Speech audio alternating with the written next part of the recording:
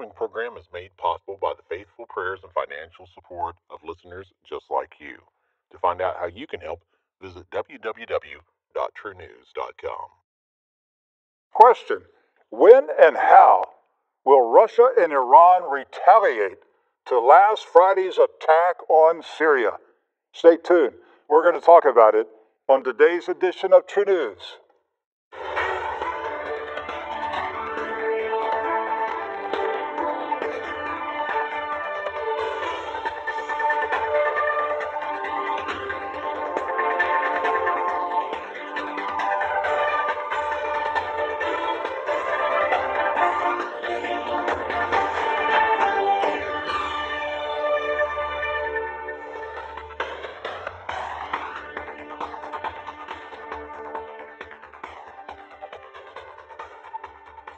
This is True News. I'm Rick Wiles. The United States of America, Great Britain, and France declared war on Syria last Friday night. President Donald Trump made a massive mistake when he unconstitutionally authorized the U.S. Department of Defense to wage war against Syria.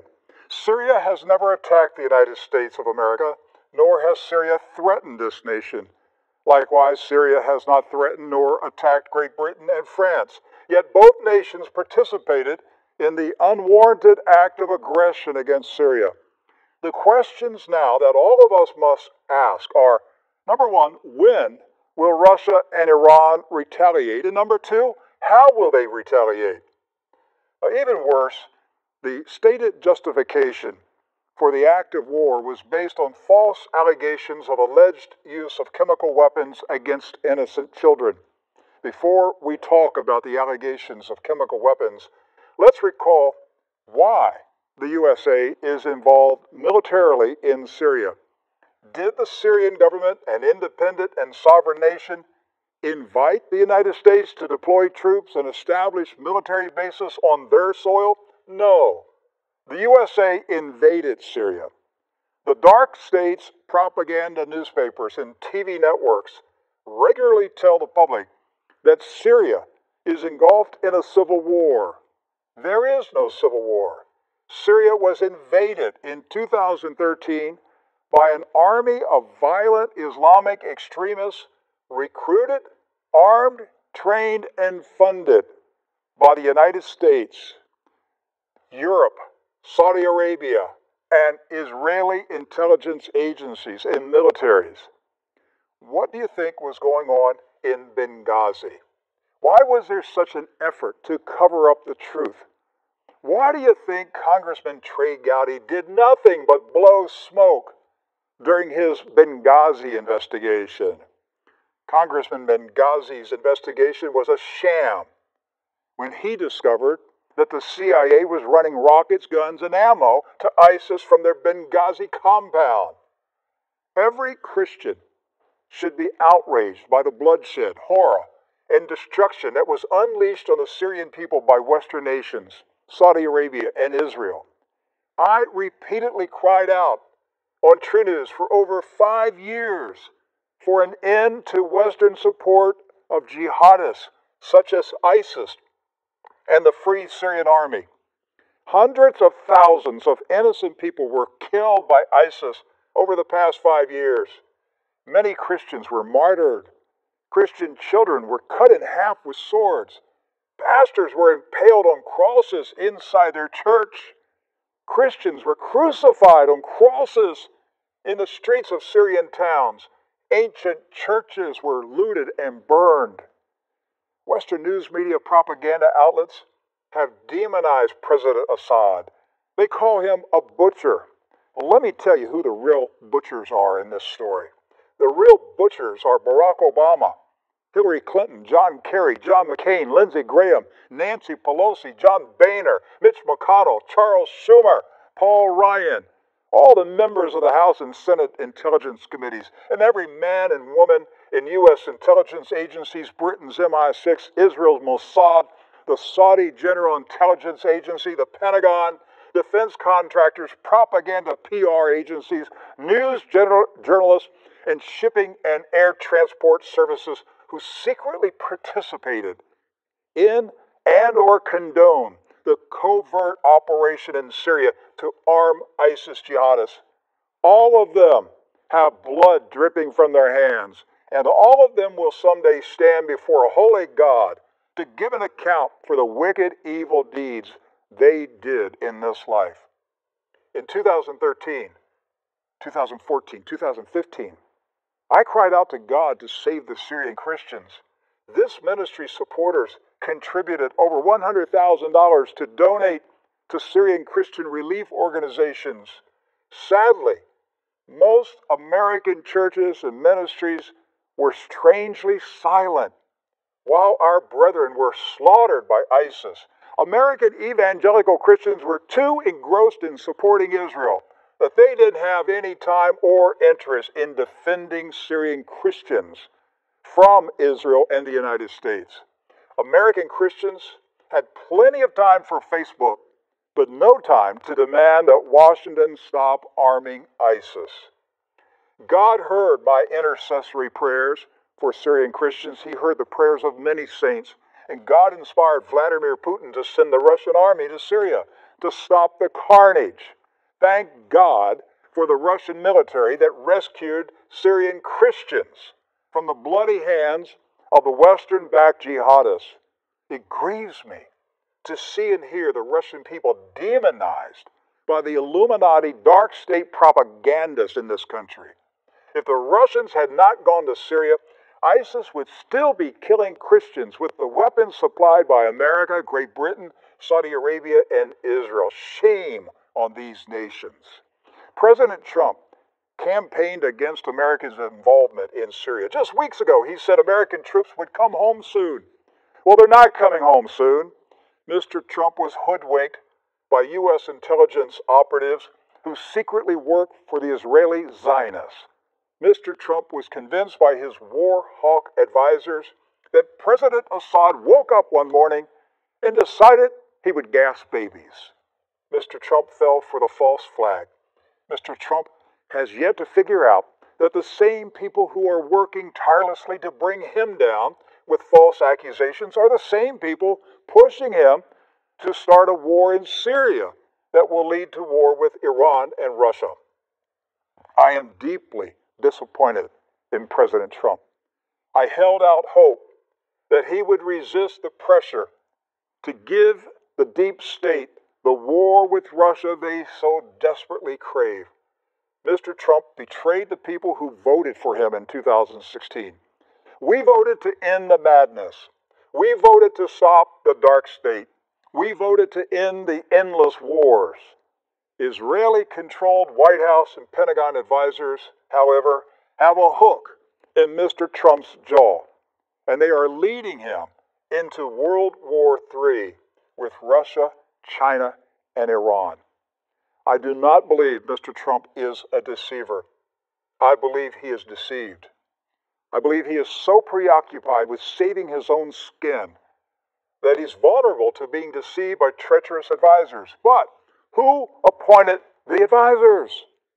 Mr. Trump is a victim of his own making. You can't drain the swamp when you appoint alligators to guard the drain plugs. Doc Burkhart and Edward Zoll are here to help me analyze today's news headlines. Gentlemen, Mr. Trump, I believe, has betrayed the people who voted for him. He's not the same man. I was watching Friday night, and my heart just sank when I heard the news that the strikes were underway, because I was praying, don't let it happen, don't let it happen. Let there be a change of heart. Let there be something that happens. But it happened. He went with it.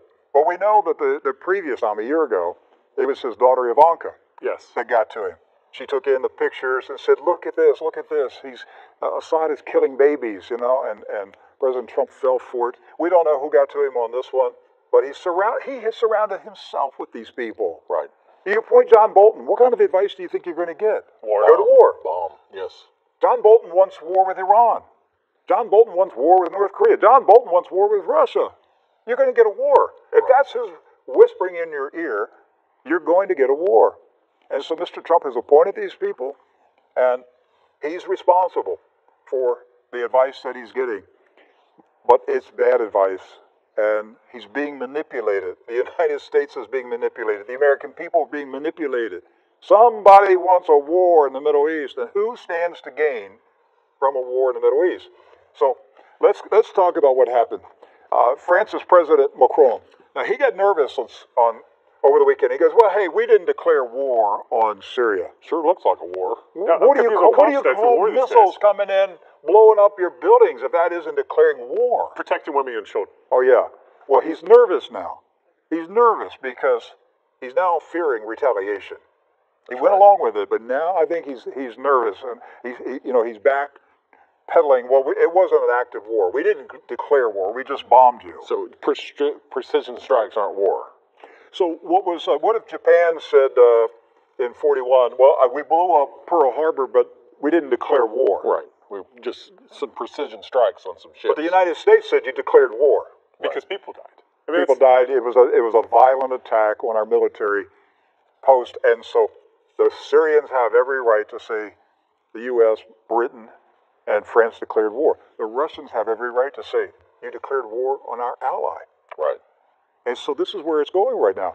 Now, the way I see it is Donald Trump, Theresa May, and Emmanuel Macron basically took a baseball bat and beat on a killer beehive. Right. What do you think's going to happen? Well, they think they're going to use America as a shield. You know, they beat on that beehive, and they have America as this bee protecting suit. The problem is that bee protecting suit has a lot of holes in it. That suit's very old. That suit itself is falling apart from within. And Rick, I think that, as you mentioned here with Macron, that interview, I think it really dawned on him how much not only he is dependent on Russia for energy and trade, but also how dependent they are on America for protection. And what is NATO without America? Right. Without American money? The biggest hole America has is the hole in the wall of righteousness. Yes. Because our wall of righteousness has collapsed. Yeah, we're a nation of iniquity. That's what we are. That's what we do best now. And, we could say that we're a nation living in unwalled villages. Yes. And what does the Bible say about a nation of unwalled villages? That they shall be overrun. That's right. They're attacked suddenly because they're living at ease in unwalled villages. And that's America. We don't have any walls around us. The president can't even build a wall. All right, they're trying to build a wall, and they won't let him build a wall because America doesn't have any walls around us. We're a nation of unwalled villages, but we're living in ease, and we're living in false security, and we're deceived by the sin of this nation. The sin has deceived us. We believe, we trust in our military, we trust in our might, we trust in the dollar, that America can't fall. America can't be attacked because we're America, right? And it's impossible for America to fall. But that's deception based on pride. So, if you look at, Saturday there was in Arabic media. I didn't see anything in the U.S., but in the Middle Eastern news media Saturday, there were reports that an unidentified warplane attacked an Iranian military base in Syria and killed, I don't recall the number of Iranians. 20 Iranians. Yeah, and so there are mixed reports. Nobody has verified it. Israel has not taken credit for it. Nobody has actually said whether it has happened, but that supposedly happened on Saturday. So there's a possibility that Israel jumped into this thing. But we're now, the reports that we're seeing coming out of the Middle East is that Mr. Netanyahu has been told by Vladimir Putin, don't do this again. All right, the rules are changing at this point, and I think we could see the Russians shooting down Israeli warplanes over Syria. I want to say that because I want to talk first about this, what we know about the attack. Okay, so Sergei Lavrov, the foreign minister, he's made some comments about that this was a false flag. That they're not saying, hey, there was a chemical attack and it was done by the jihadists. They're saying there was no chemical attack. That's all fake. The whole thing is fake.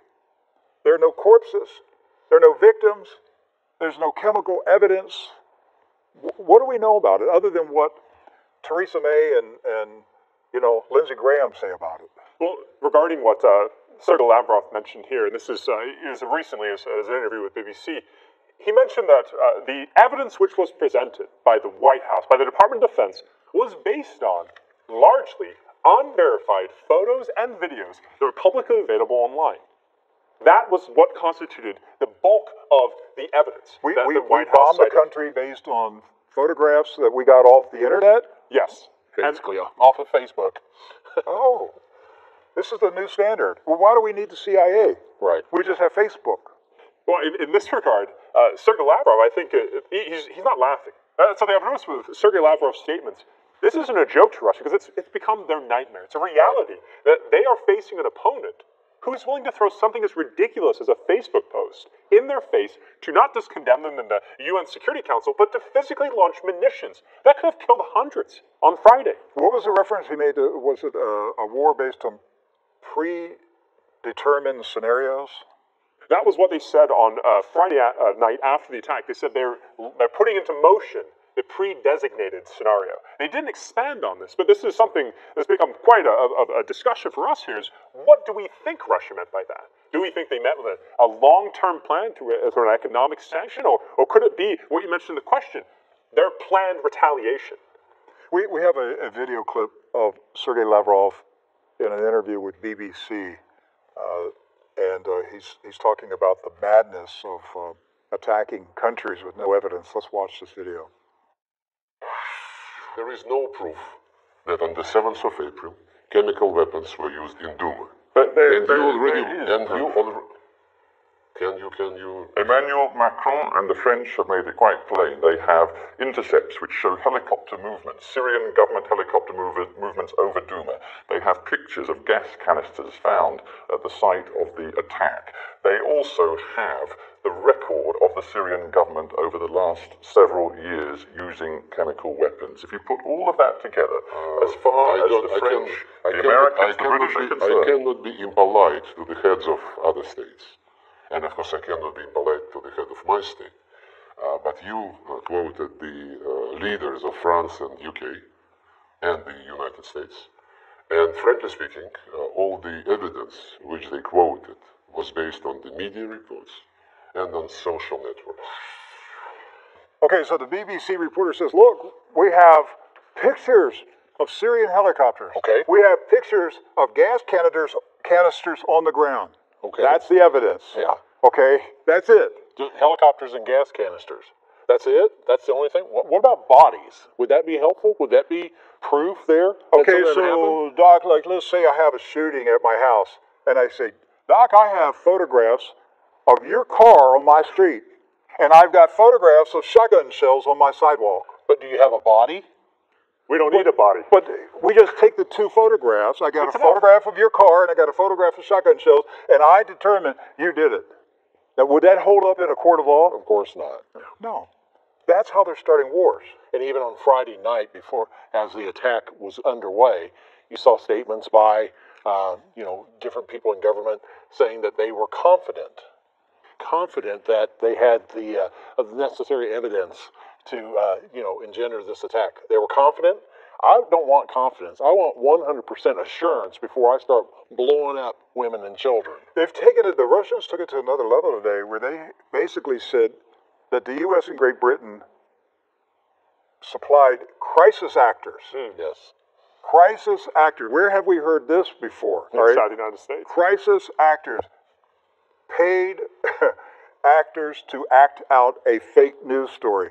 And so we've got a video of a Syrian medical student. What are we going to see here? Yes, the Syrian medical student you're going to see, his name is Khalil Ajish.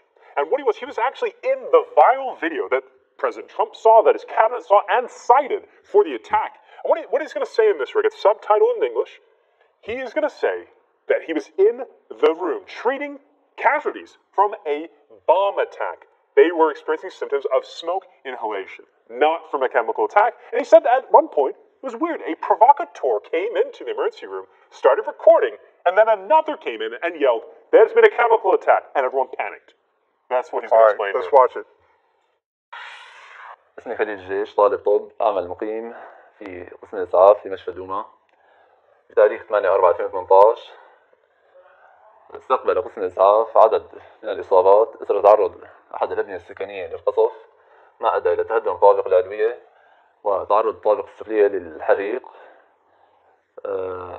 تم إجلاء المصابين إلى قسم الإسعاف. كان منهم الجرحى تم التعامل معهم، وكان هناك بعض حالات الاختناق بسبب الدخان والغبار. تم التعامل مع هذه الحالات بشكل عرضي، لكن أثناء إسعاف هذه الإصابات جاء أحد الأشخاص وصرخ في قسم الإسعاف أن هناك ضرب بالسلاح الكيماوي، مما دفع الناس المتواجدين في قسم الإسعاف إلى التعامل مع هذه الحالات على أنها ضرب السلاح الكيماوي، مما دفعهم إلى غسل الأطفال ووضع بخاخ السالبوتامول في فم الأطفال، علما أنهم أشخاص غير ذوي خبرة.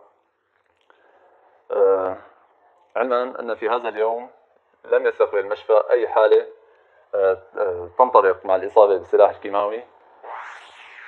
Doc, you know, Jesus said in the last days, if it's possible, even the elect of God will be deceived. Yes. Folks, you're watching news on these news networks that's fake. That's why this ministry is called True News. We've been True News for a long, long time. Jesus said, if it's possible, even the elect will be deceived in the last days. You're going to be seen, you're going to be watching things, you're going to hear things, you're going to be told things. It's going to look real. It's not going to be real. They have the technology now to take your face and put your face on somebody else's body in a video. Yes. And make you say things that you didn't say. And it would be impossible for the average person to discern that it's not real. Right. You can't trust anything now. You can only trust the inward witness of the Holy Spirit talking to you. You better have the Holy Spirit in you and have the Word of God in your spirit, in your mind, so you can discern these things. I want to move on quickly here. All right, the U.S. says it blew up the chemical weapons factory. Is that really a good idea to blow up a chemical weapons factory, Rick? Okay, yeah, so you're worried about a little bit of gas that Assad allegedly used, but you're gonna send in Tomahawk missiles, blow the thing to smithereens.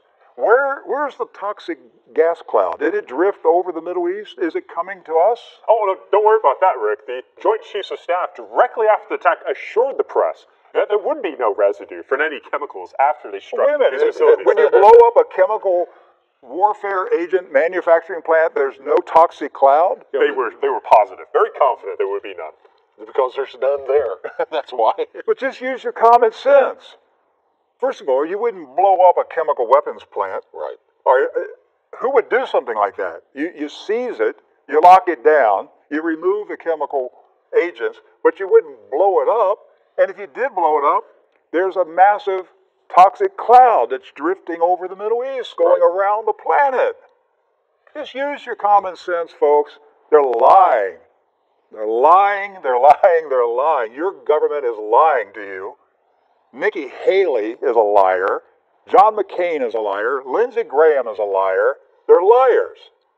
And they're trying to start World War III. Syrian church leaders. Whose side are the Christians? There's 2.5 million Christians in Syria. They trace their heritage all the way back to the apostles. I know they're not Southern Baptists. They're Christians. They can trace their heritage back to the apostles. They're our brothers and sisters. They're our brethren. Whose side are they on? Assad's. They're on President Assad's side? Yes. Wait a minute, he's evil. He's a brutal butcher, we're told. But the Christians in Syria are praying for President Assad. Because he's protected them against the butchers. Think about that. You mentioned this at the beginning. Do people forget the barbarism that was going on in Aleppo? As you mentioned, a Christian city. Right. A Christian city. Yes. Where the Assyrians, the ones that fled Turkey during the Armenian genocide, this is where they came to. The Syrian army and the Russian army came to Aleppo. Aleppo is a Christian city.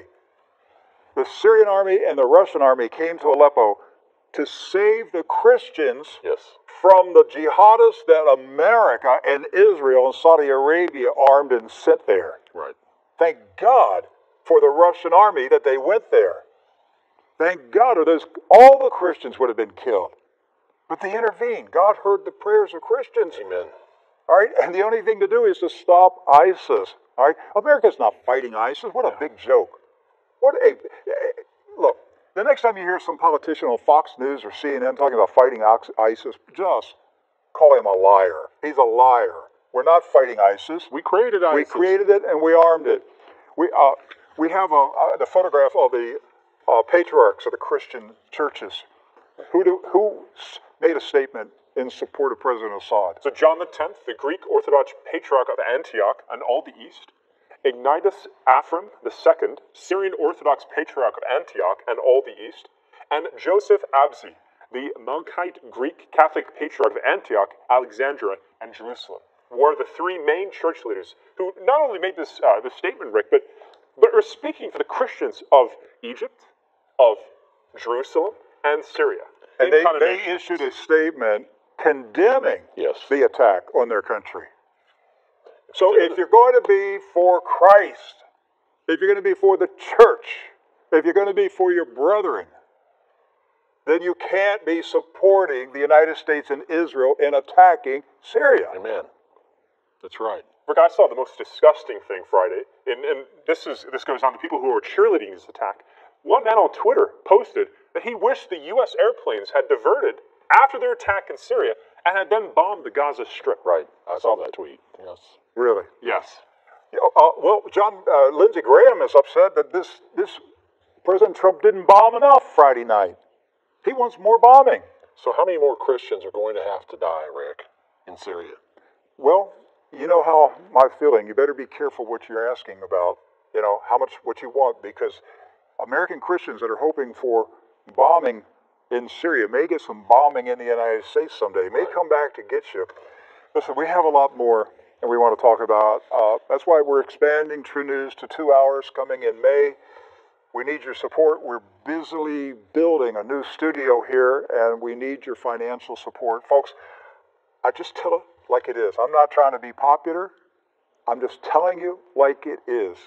And I'm telling you the truth the best that I can. I hope you support me. God bless you. I'll see you tomorrow.